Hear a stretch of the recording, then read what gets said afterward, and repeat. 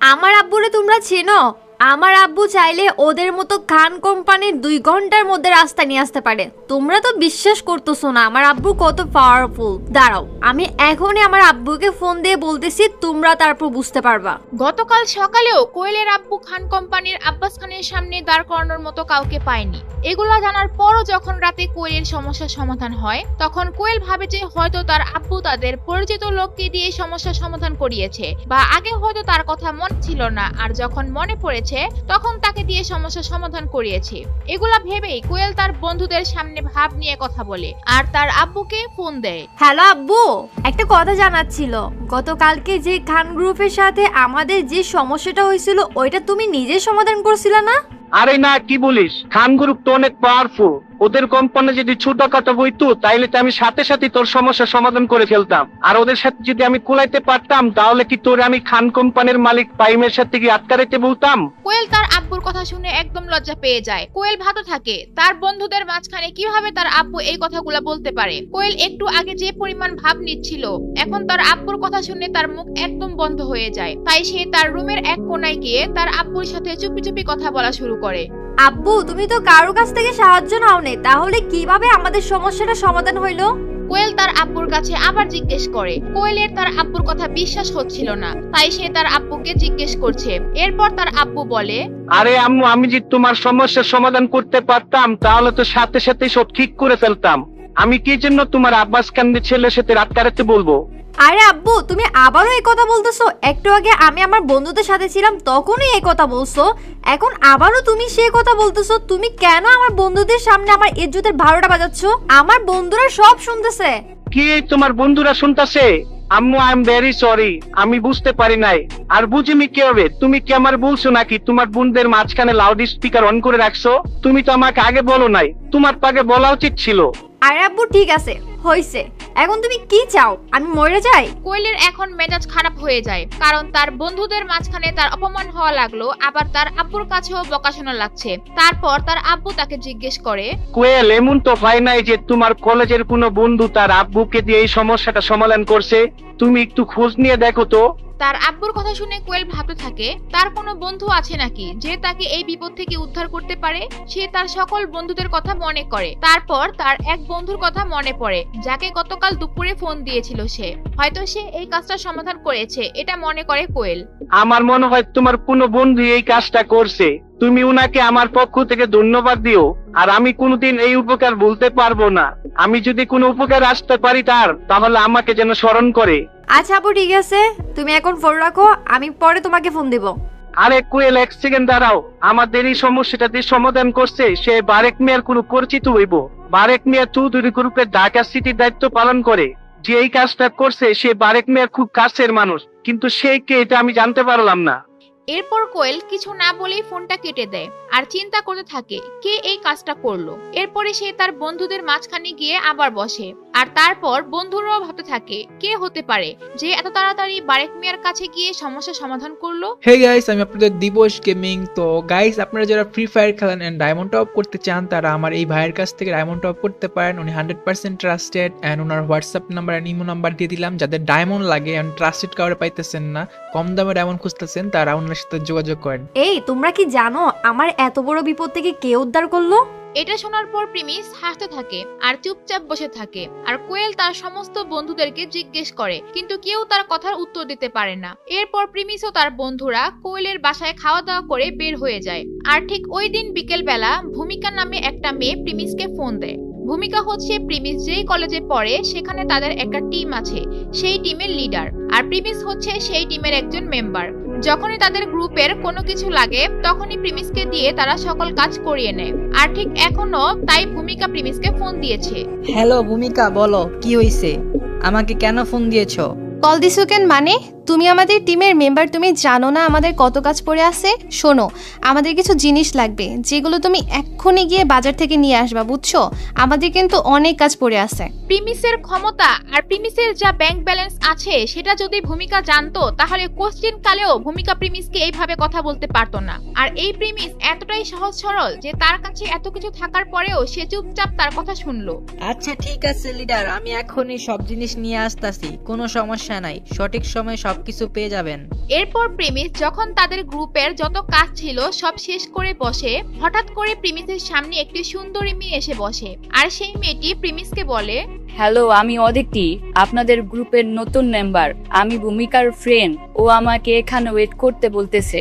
ও আচ্ছা আচ্ছা, আমি প্রিমিস। প্রিমিস মেয়েটিকে দেখে অবাক হয়ে যায়। এত সুন্দর একটি মেয়ে প্রিমিসের সাথে কোনো অহংকার ছাড়াই কথা বলছে। প্রিমিসের এই পোশাক দেখেও তার সাথে খুব সুন্দর আচরণ করছে। প্রিমিসের সামনে যেই মেয়েটি ছিল সেটি প্রিমিসের এক্স গার্লফ্রেন্ডের চেয়েও অনেক সুন্দর। আর মেয়েটি প্রিমিসকে দয়া দেখিয়েও কথা বলতেছে না, প্রিমিসের সাথে সম্মানের সাথে কথা বলছে।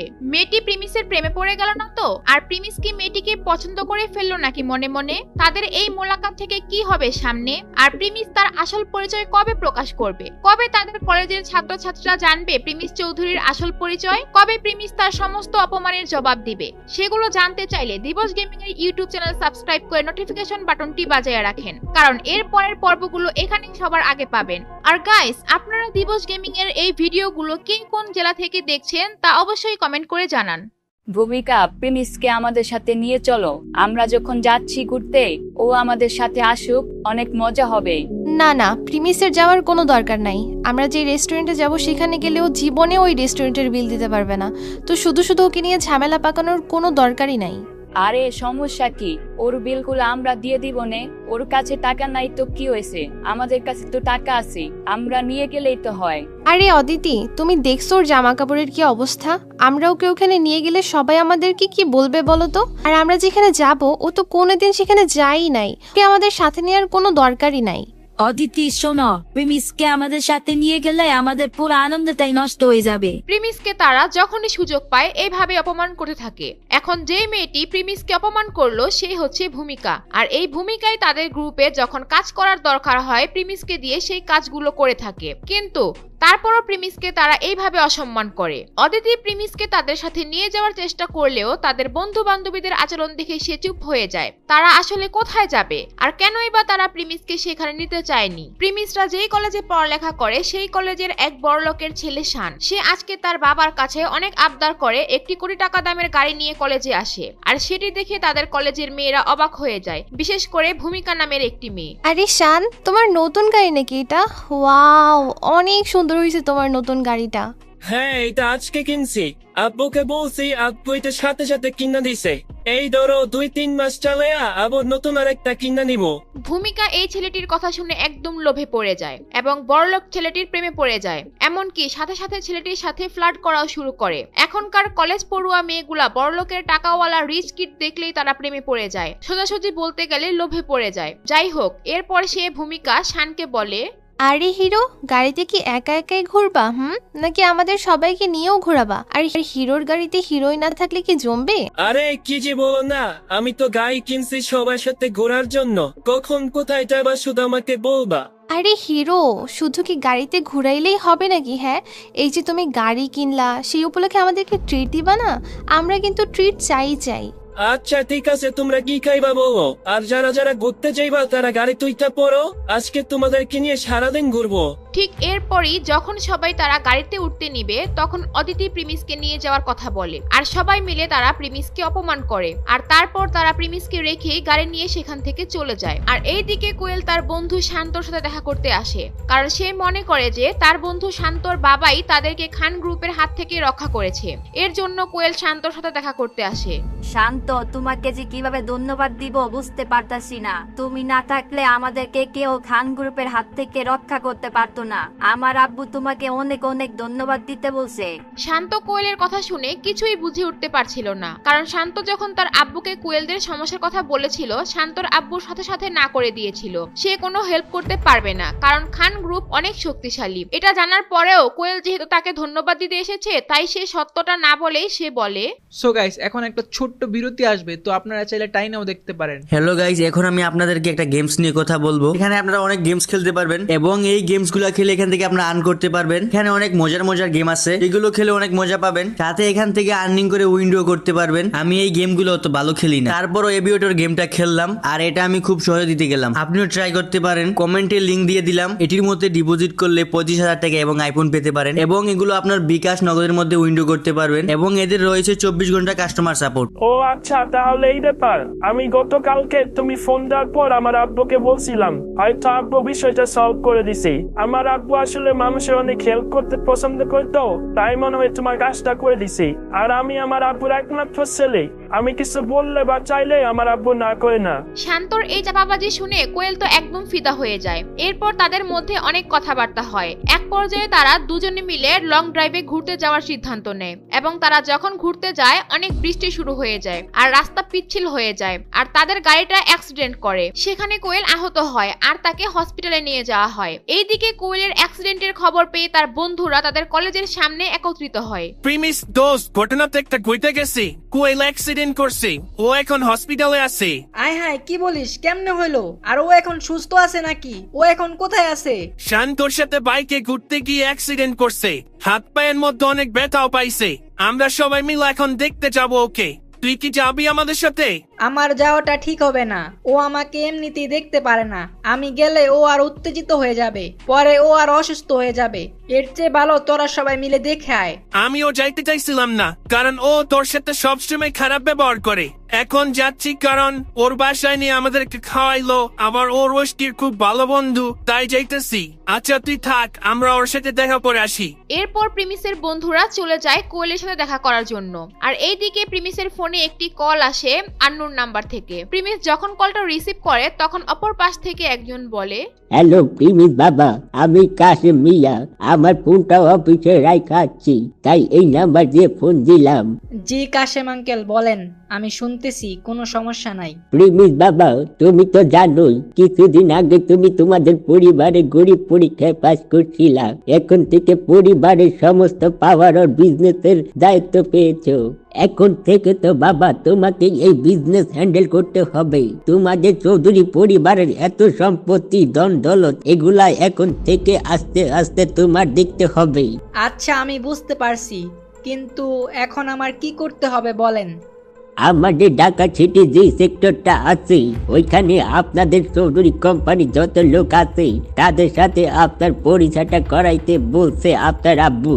আর সেখানে আমাদের বারেক মিয়াও থাকবে, সে আপনাকে সব বুঝিয়ে দিবে। ও আচ্ছা, কিন্তু আমি তো এখন কলেজে আছি, আর আমি একেবারে বিজনেসে পুরোপুরি দায়িত্ব নিতে পারবো না এখন, কারণ আমি পড়ালেখাটা শেষ করে তারপরে ফুল টাইম সময় দিতে পারবো। জি প্রিমিস বাবা, আপনি পড়াশোনার পাশাপাশি এটা করবেন। আমি আপনার জন্য একটা গাড়ি পাঠাই দিচ্ছি, আপনার কলেজ থেকে এসে আপনাকে নিয়ে যাবে। না না, তার কোনো দরকার নাই, আমি সেখানে একাই যেতে পারবো, কোনো সমস্যা হবে না, আপনি গাড়ি পাঠায়েন না। প্রিমিস গাড়ি পাঠাতে না চাওয়ার কারণ হচ্ছে সে চায় না তার কলেজের মানুষ এখন তাকে আবার প্রশ্ন করুক, তাই সে নিজে ট্যাক্সিতে যাওয়ার সিদ্ধান্ত নিয়েছে। এরপর প্রিমিস কি পারবে তাদের বিজনেসের দায়িত্ব নিতে? বিজনেসে জয়েন করার পর কি প্রিমিস তার আসল পরিচয়ে ফিরে আসবে? আপনারা কি চান প্রিমিস তার আসল পরিচয় নিয়ে সামনে আসুক? প্রিমিসের সাথে আরো কি হতে যাচ্ছে সামনে, সেগুলো জানতে চাইলে দিবস গেমিং এর ইউটিউব চ্যানেলের সাথেই থাকুন। যারা এই ভিডিওটি ফেসবুক পেজ থেকে দেখতেছেন তারা অবশ্যই পেজটিকে একটি ফলো দিয়ে রাখুন। এই ছেলে, তুমি আমার দিকে এইভাবে তাকায় রইছো কেন? ও সরি ম্যাম, আমি বুঝতে পারি নাই। প্রিমিস তাদের কোম্পানির একটি মিটিং এ জয়েন করার জন্য ঢাকা শহরের সবচেয়ে বড় একটি হোটেলে আসে। আর সেই হোটেলে ওঠার জন্য সে লিফটের মধ্যে প্রবেশ করে, আর সেই লিফটের ভিতরে ছিল একটি সুন্দরী মেয়ে। প্রিমিস মেয়েটির দিকে হাঁ করে তাকিয়েছিল। এরপর মেয়েটি প্রিমিসকে একবার ধমকও দিয়েছে, কিন্তু প্রিমিস আবারও মেয়েটির দিকে তাকায়। এরপর মেয়েটি প্রিমিসকে বলে, এই আপনি কি কোনোদিন মেয়ে দেখেন নাই? এইভাবে তাকায় রইছেন কেন? কি আজব, কোথা থেকে যে আসে এইগুলা? ম্যাম সরি, আমাকে ভুল বুঝবেন না, দয়া করে আমাকে মাফ করবেন। মেয়েটি অনেক সুন্দর হওয়ার কারণে প্রিমিস বারবার এই ভুলটা করে ফেলে। আর মেয়েটি প্রিমিসকে এইভাবে লজ্জা দেওয়ার পর প্রিমিসের নাকের ভেতর হালকা রক্ত চলে আসে, আর ঠিক তখনই প্রিমিসের নাকে হাঁচি আসে। প্রিমিস তার নাক আটকানোর আগেই তার নাক দিয়ে হাঁচি এসে পড়ে, আর তার নাকের মধ্যে যে একটু রক্ত ছিল সেটি ওই মেয়ের শার্টের মধ্যে গিয়ে পড়ে। আর প্রিমিস রক্তটি মুছার জন্য সাথে সাথে ভুল করে মেয়েটির কাঁধে হাত দিয়ে ফেলে। এই ছেলে তো সাহস তো কম বড় না, তুই আমার গায়ে হাত দাস। এই তোর বাসায় কি মা বোন নাই? তোর আজকে খবর আছে। এরপর মেয়েটি চিল্লাইতে চিল্লাইতে লিফট থেকে বের হয়ে যায় আর সাথে সাথে প্রিমিসও বের হয়ে যায়। ম্যাম, বুঝার চেষ্টা করেন, আমি এটা ইচ্ছা করে করি নাই, আমার ভুল করে হয়ে গেছে। আমি এই ধরনের ছেলেই না ম্যাম, প্লিজ দয়া করে আমাকে মাফ করবেন। ভুল করে কিভাবে হয় এটা? আমি লিফটে ঢোকার পর থেকে দেখতেছি তুই আমার দিকে কিভাবে যেন তাকাইছিলি, আর এখন তুই আমার গায়ে হাত দিয়ে বলস ভুল হয়ে গেছে। তোদের মতো ছেলেদের আমার ভালো করে চেনা আছে। আরে ম্যাম, আমি তো আপনাকে বললাম আমার ভুল হয়ে গেছে, আমি আসলে রক্তটা মুছতে গিয়ে ভুল করে ফেলছি। এরপর সেখানে সেই হোটেলের দুজন গার্ড এসে উপস্থিত হয় এবং তারা এসেই জিজ্ঞেস করে এখানে কি সমস্যা হয়েছে।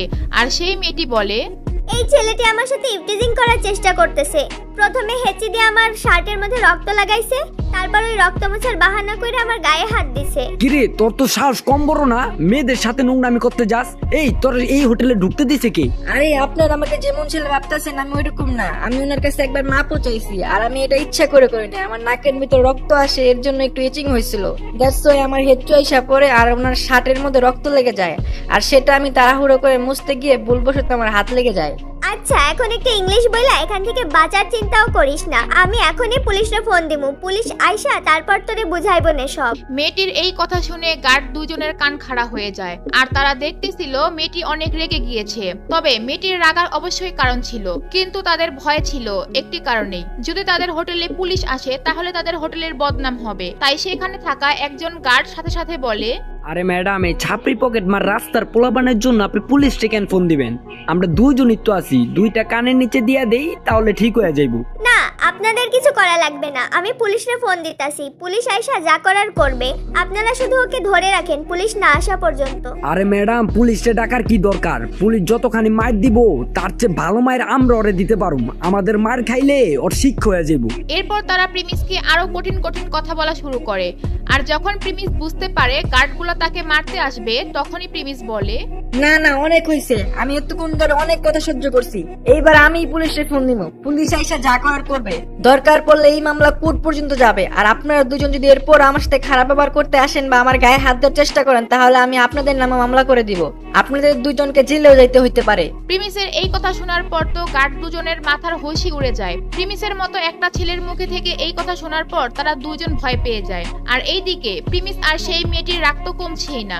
এরপর তারা কি করবে বুঝে উঠতে পারে না, তাই হোটেলের ম্যানেজারকে ফোন দেওয়ার কথা চিন্তা করে। আর ওই সময় মেয়েটির ফোনে একটি কল আসে। হ্যালো স্যার, আমি আসতেছি, আমি খুব কাছাকাছি আছি। স্যার, একটু ঝামেলা হয়ে গেছে লিফটের মধ্যে, তাই আসতে দেরি হইতেছে। আমি এখনই আসতেছি স্যার। মেয়েটিকে তার বস ফোন দিয়েছিল, কারণ সেও একটি মিটিং এর মধ্যে জয়েন করবে, আর তাই তাকে তার বস ফোন দিয়েছে। এরপর মেয়েটি প্রিমিসকে বলে, আজকে আমার মিটিং তোমারে বাঁচায় দিল, কিন্তু চিন্তা করিস না, আমি মিটিং থেকে বাইর হইয়া দেখামু তোরে আমি কে। এরপর মেয়েটি তার ফোন দিয়ে প্রিমিসের একটি ছবি তোলে আর সেখান থেকে চলে যায়। আর এইদিকে প্রিমিসও তার মিটিং এ জয়েন করবে বলে সিকিউরিটি গার্ড দুইজনকে জিজ্ঞেস করে, এই 211 নাম্বার রুমটা কোন দিকে, আমাকে একটু তাড়াতাড়ি বলেন। আপনি 211 নাম্বার রুমে যাবেন? 211 নাম্বার রুমে তো বাংলাদেশের এক বড় কোম্পানির চৌধুরী গ্রুপের মিটিং আজকে, সেখানে নাকি তাদের বস আসবে, আপনি সেই রুমে যাবেন? হ্যাঁ, আমি ওই রুমেই যাব, আপনারা আমাকে বলেন রুমটা কোন দিকে।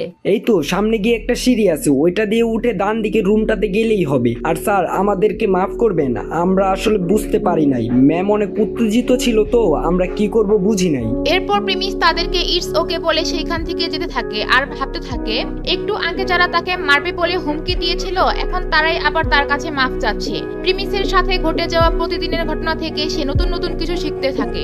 টাকা আর ক্ষমতা যে মানুষকে অন্ধ করে দেয়, সে এই জিনিসগুলা খুব কাছ থেকে উপলব্ধি করছিল। আর এইদিকে সেই মিটিং রুমের মধ্যে সবাই প্রিমিসের জন্য অপেক্ষা করছিল। আর সেই মিটিং রুমের গেটের সামনে দাঁড়িয়ে ছিল বারেক মিয়া। সে প্রিমিসের জন্য অপেক্ষা করছিল আর সবকিছুর খেয়াল রাখছিল। আর ঠিক সেই সময় ওই রুমের মধ্যে উপস্থিত হয় সেই মেয়েটি, যে মেয়েটির সাথে প্রিমিসের এত ঝামেলা হলো। স্যার স্যার, সরি স্যার, একটু দেরি হয়ে গেল, লিফটের মধ্যে একটা বদমাইশ ছেলের জন্য লেট হয়ে গেছে স্যার। আচ্ছা, প্রেমিস চৌধুরী কি এখনো আসছে এখানে? যেই প্রিমিসের সাথে লিফটের মধ্যে এত ঝামেলা করলো, এত অপমান করলো, সেই প্রিমিসের পরিচয় যখন মেয়েটি পাবে তখন সে জানতে পারবে প্রিমিস চৌধুরী তার বসেরও বস। তখন কি হবে, মেয়েটি কি করবে তখন, সেগুলো জানতে চাইলে অবশ্যই দিবস গেমিং এর ইউটিউব চ্যানেল সাবস্ক্রাইব করে রাখেন। আর দিবস গেমিং এর এই কার্টুন ভিডিওগুলো আপনারা কবে থেকে দেখেন বা দিবস গেমিং কে কবে থেকে চিনেন সেটা কমেন্ট করে অবশ্যই জানাবেন। আজকের ভিডিওতে 5000 কমেন্ট আসলে পরের ভিডিওটি তাড়াতাড়ি পাবেন। আপনি কি জানেন না আজকে প্রিমিস চৌধুরী স্যার আসবে? আপনার তো আরো আগে আসা উচিত ছিল। সরি স্যার, আমি আগে আসার চেষ্টা করেছিলাম, কিন্তু লিফটের মধ্যে একটা ছেলের জন্য আসতে লেট হয়ে গেল। তোমার কপাল ভালো, প্রিমিস চৌধুরী স্যার এখনো আসে নাই। আচ্ছা ঠিক আছে, তুমি ওইখানে গিয়ে বসো। প্রিমিস আসবে বলে ঢাকা শহরে তাদের কোম্পানির বড় বড় বিজনেসম্যানরা সেখানে এসে হাজির হয়। তারা সবাই প্রিমিসের জন্য অপেক্ষা করছিল। প্রথমবারের মতো তারা তাদের কোম্পানির মালিকের ছেলেকে দেখতে পাবে আজ। কিছুক্ষণ পর ওই মিটিং এ হাজির হয় প্রিমিস। বারেক মিয়া তাকে দেখে সাথে সাথে বলে, আসসালামু আলাইকুম প্রিমিস চৌধুরী স্যার, আমি বারেক মিয়া, আপনাদের কোম্পানি ঢাকা সিটির সমস্ত কাজ করি। স্যার আপনার আসতে কোনো অসুবিধা হয় নাই তো? ওয়ালাইকুম আসসালাম। না না, তেমন কোনো অসুবিধা হয় নাই। আমি কি আসতে লেট করে ফেললাম নাকি? না না স্যার, কিতে বলেন, আপনি একদম সঠিক সময় আসছেন। এরপর বারেক মিয়া প্রিমিসকে সবার সামনে নিয়ে যায় পরিচয় করানোর জন্য। স্যার এখানে যারা আসছে সবাই আমাদের কোম্পানির টপ লেভেলের বিজনেসম্যান। এরা অনেকদিন ধরে আপনাদের কোম্পানি হয়ে কাজ করতেছে, আর আজকে সবাই আপনার সাথে দেখা করার জন্য এখানে আসছে। আর গাইস, এই হচ্ছে আমাদের প্রিমিস চৌধুরী স্যার, চৌধুরী গ্রুপের মালিকের বড় ছেলে। প্রিমিসকে দেখে সেখানে থাকা বিজনেসম্যানরা অনেক খুশি হয়। তবে সেই মেয়েটি যে আজকে লিফটের মধ্যে প্রিমিসের সাথে অনেক খারাপ ব্যবহার করেছিল, সেই প্রিমিস চৌধুরী যে তার বস, এটা শুনে তার মাথার হোশ উড়ে যায়। সে এটা কল্পনাই করতে পারে নাই যে যাকে সে এত অপমান করলো লিফটের মধ্যে সে তার বস হবে। এইদিকে প্রিমিসের চোখ হঠাৎ করে সেই মেয়েটির দিকে যায়। প্রিমিস ভাবতে পারে নাই যে এত তাড়াতাড়ি তাদের সাথে মোলাকাত হয়ে যাবে। প্রিমিস বুঝতে পারছে যে এখন সেই মেয়েটি আর তার উপর মেজাজ দেখানোর সাহস পাবে না। এরপর প্রিমিস মেয়েটির দিকে থেকে চোখ সরিয়ে নেয়। হ্যালো এভরিওয়ান, আমি আপনাদের প্রিমিস চৌধুরী। আশা করি আপনারা আমাদের কোম্পানির খুব বিশ্বস্ত লোক। আপনারা অনেক দিন ধরে আমাদের কোম্পানির কাজ করতেছেন, তার জন্য আমি অনেক কৃতজ্ঞ। আমি আপাতত পুরোপুরি বিজনেসে সময় দিতে পারতাছি না, কারণ আমার সামনে পরীক্ষা আছে। তো ওইটা শেষ করে তারপর আমি ফুল টাইম আপনাদের সাথে সময় দিতে পারবো। আর এতদিন তো বারেক মিয়া আমাদের সাথে আসেনি। এরপর বারেক মিয়া প্রিমিসকে সেই মেয়েটির কাছে নিয়ে যায় আর তার সাথে পরিচয় করিয়ে দেয়। প্রিমিস চৌধুরী স্যার, ইনি হচ্ছে আমাদের কোম্পানির ডকুমেন্ট ডাটা যত আছে সবগুলোর কাজ সংগ্রহ করে থাকি। ওনার কাছ থেকে আপনি সমস্ত ডাটা সংগ্রহ করতে পারবেন। আর ওনার নাম হচ্ছে রিমিনি। প্রিমিসকে দেখে মেয়েটি একটি মুচকি হাসি দেয়। আর তখন প্রিমিসের আর বুঝতে বাকি থাকে না, মানুষ সবসময় মানুষের পোশাক আর অবস্থান দেখেই সম্মান করে। এরপর বারেক মিয়া প্রিমিসকে বলে, স্যার আমরা আপনার জন্য খাবারের ব্যবস্থা করছি, লাঞ্চের সময় লেগেছে। স্যার আপনি কি এখন খাবেন? সবাই আপনার জন্য অপেক্ষা করতেছে। আচ্ছা ঠিক আছে, চলেন তাহলে। সবাই তার জন্য অপেক্ষা করছে, তাই প্রিমিস আর না করতে পারেননি। এর জন্য সে খাওয়ার জন্য রাজি হয়ে যায়। এরপর তাকে খাবারের রুমে নিয়ে যায় আর তাকে অনেক সুস্বাদু খাবার খেতে দেয়। প্রিমিসকে এখন যেই খাবারগুলো খেতে দেয়, প্রিমিস সেই খাবারগুলো আগে কোনোদিনও খায়নি। প্রিমিস আজ অনেক মজা করে পেট ভরে খায়। এরপর খাওয়া শেষে প্রিমিস তার ফোনের দিকে টাইম দেখার জন্য তাকায়। স্যার কোনো সমস্যা? খাবারে কোনো সমস্যা হয় নাই তো? খাবার কি মজা হয় নাই স্যার? না না, খাবার তো অনেক মজা হয়েছে। আসলে আমার এখন যাইতে হবে। আরেকটা জিনিস, কিছু খাবার কি পার্সেল করে দেওয়া যাবে? আমার বন্ধুদের জন্য নিয়ে যেতাম। প্রিমিসের কথা শুনে তাদের কোম্পানির বিজনেসম্যানরা ফিদা হয়ে যায় আর তাদের কোম্পানির ডাটা ম্যানেজার রিমিনিও অবাক হয়ে যায়। প্রিমিসের সম্বন্ধে তার খারাপ ধারণা পাল্টে যায় আর সবাই অবাক হয়ে এটাই ভাবতে থাকে যে সে এখানে এসেও তার বন্ধুদের কথা চিন্তা করছে। কিন্তু এখানে একটি ঝামেলা হয়ে যায় বারেক মিয়ার জন্য, কারণ তাদের বন্ধুদের যে খাবার পার্সেল করে দিবে সেই পরিমাণ খাবার এখন তাদের স্টকে নেই। এখন বারেক মিয়া কি করবে? বারেক মিয়া কি পারবে প্রিমিসের বন্ধুদের জন্য খাবার ব্যবস্থা করে দিতে? জানতে চাইলে শেষ পর্যন্ত দেখতে থাকুন।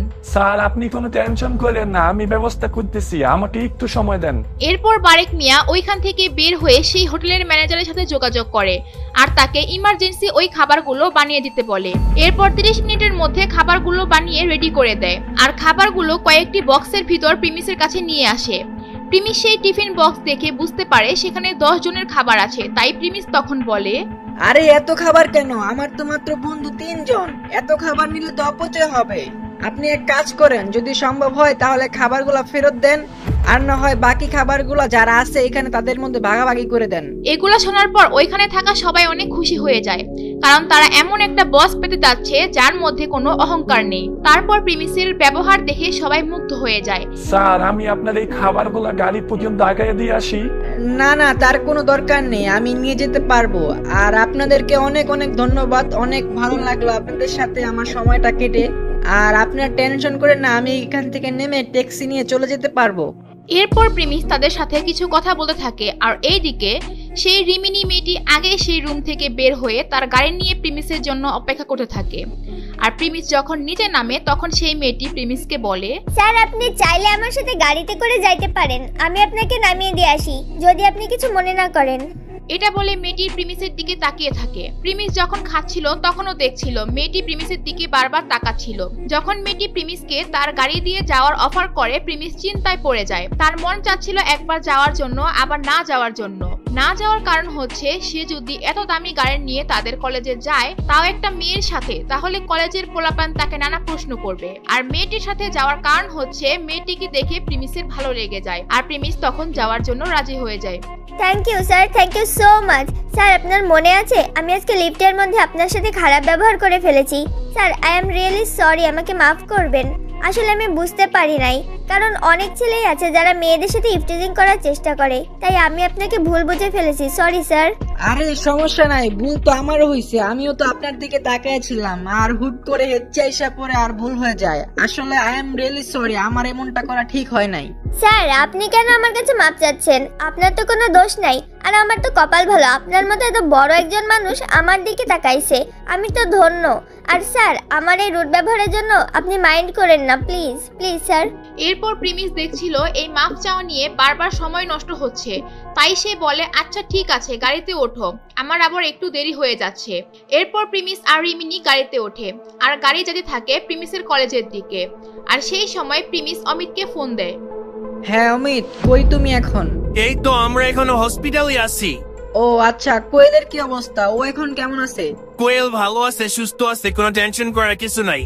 ও আচ্ছা আচ্ছা, ঠিক আছে, তাহলে আমি কল রাখি। এরপর প্রিমিস ভাবতে থাকে সে কলেজে গিয়ে তার হোস্টেলে যাবে নাকি কোয়েলকে দেখার জন্য হসপিটালে যাবে। আর এইদিকে খাবারগুলো ঠান্ডা হয়ে যাবে, তাই সে চিন্তা করে হসপিটালে যাওয়ার। আচ্ছা গাড়িটা একটু সিটি হসপিটালের দিকে নিয়ে যান, আমার বন্ধুরা ওইখানে আছে, ওইখানে আমাকে নিয়ে যান। আচ্ছা ঠিক আছে স্যার, আমি আপনাকে নিয়ে যাচ্ছি।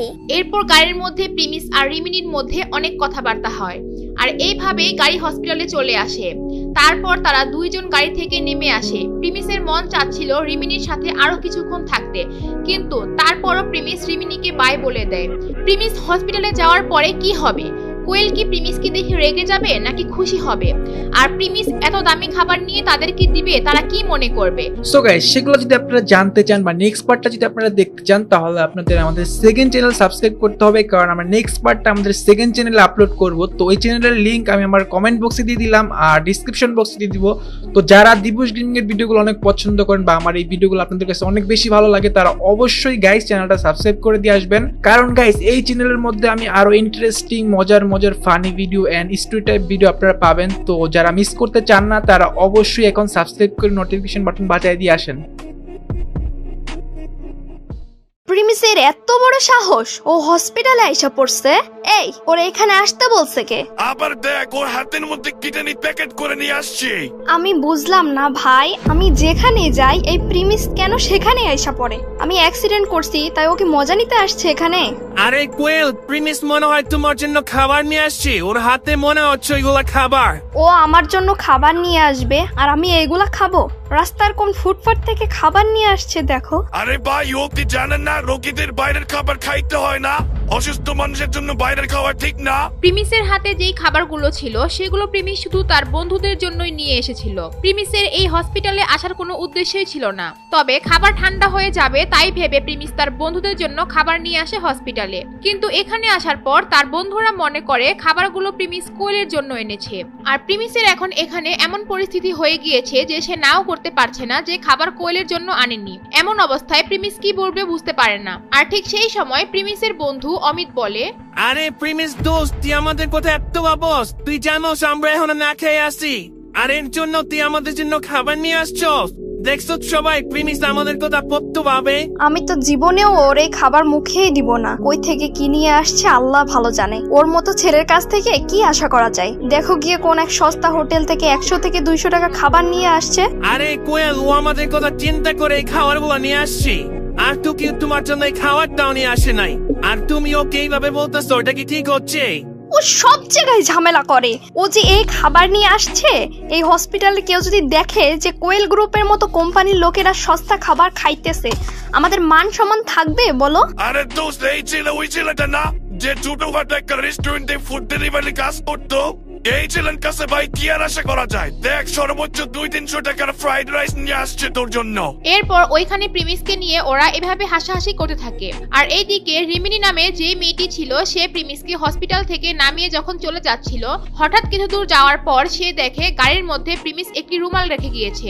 সে ওই রুমালটি আবার প্রিমিসকে ফেরত দেওয়ার জন্য হসপিটালের দিকে রওনা হয়। রিমিনি যখন হসপিটালে আসবে প্রিমিসকে রুমাল ফেরত দিতে, তখন কি প্রিমিসের আসল পরিচয় ফাঁস হয়ে যাবে? এইদিকে হসপিটালের মধ্যে হাজির হয় শান্ত। শান্ত হচ্ছে সেই ছেলেটি যে কোয়েলের সাথে বাইক অ্যাক্সিডেন্ট করেছে। শান্ত যখন কোয়েলকে দেখার জন্য কোয়েলের সামনে যায়, তখন কোয়েল বলে, আরে শান্ত, তুমি আসছো আমাকে দেখতে, আমি তো অনেক খুশি হয়েছি। আচ্ছা, এখন তোমার শরীরের অবস্থা কেমন? আমি তো আলহামদুলিল্লাহ ভালোই আছি। আমি তো তেমন ব্যথাও পাই নাই, কিন্তু তুমি তো পড়ে গিয়ে একটু ব্যথা পেয়ে গেলা। আসলে আমার জন্যই তোমার আজকে এই অবস্থা। I am really sorry. আমার আসলে এই বাইকটা এইভাবে চালানো উচিত হয় নাই। আরে শান্ত, কি যে বলো, তোমার কোনো দোষই নেই। আরে আমি তো একটু বাইকে উঠা দুষ্টামি করতেছিলাম, আর এর জন্যই তুমি ব্যালেন্স হারাই ফেলছো। কোয়েলের শান্তর প্রতি দুর্বলতা থাকার কারণে অ্যাক্সিডেন্ট হওয়ার পরেও কোয়েল শান্তর হয়ে ভালো ভালো কথা বলছিল। কোয়েল আর শান্তর অ্যাক্সিডেন্টের পরেও তাদের মধ্যে এই প্রেম আলাপ সহ্য করতে না পেরে অমিত বলে, আরে হয়েছে, তোদের আলাপ শেষ হইলে এবার আমরা খাওয়া দাওয়া শুরু করি। অনেক খিদা লাগছে আমার। আমি তো জীবনেও এই খাবার খাবো না, আর আমার বন্ধুরাও কেউ খাবে না। এর চেয়ে ভালো আমি অর্ডার করতেছি সবার জন্য, এখানে এসে খাবার দিয়ে যাবে। এরপর যখনই খাবার অর্ডার করতে যাবে, সেই রুমের মধ্যে একজন মহিলা আসে। সেই মহিলাটি ছিল কোয়েলের আন্টি। মহিলাটি কোয়েলের থেকে বেশি বড় হবে না, সর্বোচ্চ 10 বছরের বড় হবে। কোয়েলের অ্যাক্সিডেন্টের কথা শুনে সে সরাসরি হসপিটালে চলে আসে। আর আসার পর সে বলে, হে গাইস, আমি আপনাদের দিবস গেমিং। এখনই আমাদের ভিডিওটা শুরু হবে। তো এর আগে আপনাদের একটা জিনিস সাথে পরিচয় করে দিই, সেটা হচ্ছে আমাদের ফ্রি ফায়ার যারা খেলেন আপনারা, তারা কিন্তু আমার এক ভাই আছে যার কাছ থেকে আপনারা ফ্রি ফায়ার ডায়মন্ড টপ করতে পারবেন, অনেক কম দামে নিতে পারবেন। এখানে সবচেয়ে কম দামে অ্যান্ড 100% ট্রাস্টেড। ইভেন আমার যে ডায়মন্ডগুলো দেখেন আমি কিন্তু ওনার কাছ থেকেই নেই। তো ওনার হোয়াটসঅ্যাপ নাম্বার, ইমো নাম্বার আমি দিয়ে দিলাম। তো যাদের ডায়মন্ড টপ লাগবে তারা কিন্তু ওনার কাছ থেকে নিতে পারেন। তো যাদের ডায়মন্ড লাগবে তারা এই নাম্বারটা স্ক্রিনশট মেরে রাখেন বা সেভ করে রাখেন। আরে এত বড় সাহস, আমার বাতিজিরে নিয়ে বাইকে ঘুরে কোন বলদে এইভাবে গাড়ি চালাইছে? আমার বাতিজিরে ফালাই দিছে। বাইক চালানোর সময় কি হুঁশ থাকে না? কে করছে তোমার এই অ্যাক্সিডেন্ট? আরে আন্টি, শান্ত হও, আমার তেমন কিছু হয় নাই। আর যে বাইক চালাইছে তার কোনো দোষ নাই, আমার বন্ধু শান্ত, ও আমার সাথে ছিল বাইকে। আন্টি তুমি জানো খান গ্রুপের সাথে আমাদের একটা ঝামেলা হয়েছিল, ওই সমস্যাটা এই শান্তরা আব্বুই সমাধান করছিল। বারেক মিয়ার সাথে শান্তরা আব্বুর খুব ভালো সম্পর্ক, ওনারা নাকি ছোটবেলার বন্ধু ছিল। ওর আব্বু না থাকলে আজকে আমাদের কি যে হতো। ও আচ্ছা আচ্ছা, কিন্তু বারেক মিয়াকে আমি জানি, উনি অনেক বড় মাপে একজন লোক। ওনার সাথে কথা বলার জন্য অনেক সময় লেগে যায়। কোয়েল, তুমি কিছু মনে করো না। আমার মনে হয় না বারেক মিয়ার সাথে সন্তর বাবা এত সহজে কথা বলে তোমার সমস্যা সমাধান করছে। এটা শোনার পর তো প্রিমিস মনে মনে হাসতে থাকে। আর এইদিকে শান্ত কিছুটা ভয় পেয়ে যায়, কারণ শান্ত তো সঠিক জানে না যে কোয়েলদের সমস্যাটা তার বাবা ঠিক করেছে কিনা। সে তার বাবাকে বলেছিল, কিন্তু তার বাবা আসলে কাজটা করতে পারছে কিনা সেটা সে জানে না। সে কোয়েলের সাথে ভাব নেওয়ার জন্য বলে দিয়েছিল যে তার বাবাই কাজটা করেছে। আরে আন্টি, শান্তর বাবা অনেক প্রভাবশালী, ওর আব্বু নাকি নামি দামি লোকের সাথে চলাফেরা করে। আর বারেক মিয়া তো শান্তর আব্বুর ছোটবেলার বন্ধু, ওনার জন্য এটা অনেক ইজি ব্যাপার। তুমি কেন এই জিনিসটা বুঝতেছো না? আরে কোয়েল, বারেক মিয়া ঢাকা সিটির সবচেয়ে বড় কোম্পানি চৌধুরী গ্রুপের ম্যানেজার। ওনার সাথে ডিল করা অনেক কঠিন ব্যাপার। তুমি বিষয় জানো না তাই বুঝতেছো না। আমি তো তোমাদের বিজনেসের কাজে দেখাশোনা করি, আমি জানি এগুলো। আচ্ছা আন্টি, আপনি তাহলে বিশ্বাস করতে চাচ্ছেন না যে আমার আব্বু কোয়েলদের মানে তা সলভ করছে? আচ্ছা তাহলে আমি এখন আমার আব্বুকে ফোন দিতেছি, তারপর সব ক্লিয়ার হয়ে যাবে।